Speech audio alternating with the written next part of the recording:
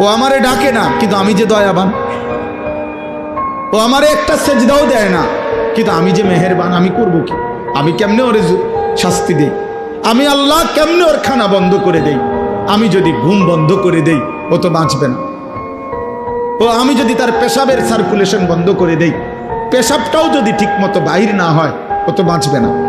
ওর পায়খানা যদি একদিন আটকায়া থাকে, ও তো বাঁচবে না। ওর নিঃশ্বাস যদি 1 সেকেন্ড আটকায় থাকে, ও তো বাঁচবে না।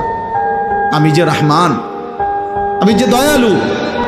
তবে আল্লাহ বলে, বান্দা তবে শেষ তুমি ভেবেছ আমি শুধু দয়াই করে যাব? না রে বান্দা, আমার ব্যালেন্স আছে, আমার একটা ভারসাম্যতা আছে। আমি আল্লাহ আজ দুনিয়ায় মৃত্যু পর্যন্ত ওয়াদা দিছি, তোমার আমি লালন পালন করব, খাওয়াবো, পড়াবো, ডাকলেও না ডাকলেও, সেজদা দিলেও না দিলেও আমার গোলামি করো আর নাফরমানি করো। তবে মালিক ইয়াউমিদ্দিন, মনে রাখবা আমি কিন্তু বিচার দিবসের মালিক, আমি বাদশাহ, আমি রাজা ধীরাজ, আমি জব্বার, আমি কাহার।